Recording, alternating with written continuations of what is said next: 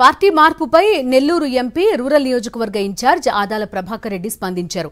తాను పార్టీ మారే ప్రసక్తే లేదని, ఏడాది నుంచి ఇదే మాట చెప్తున్నానని స్పష్టం చేశారు. తనపై వస్తున్న రూమర్స్ ఎవరూ నమ్మొద్దని తెలిపారు. సీఎం జగన్ ఎక్కడి నుంచి పోటీ చేయమంటే అక్కడి నుంచే చేస్తానని, అధినేతను కలిసిన తర్వాత క్లారిటీ ఇస్తానన్నారు. వేమిరెడ్డి ప్రభాకర్ రెడ్డి మాగుంట శ్రీనివాసులు రెడ్డిని కలిసి నచ్చజెప్పే ప్రయత్నం చేశానని, తన చర్చలు ఫలించలేదని ఆదాల తెలిపారు.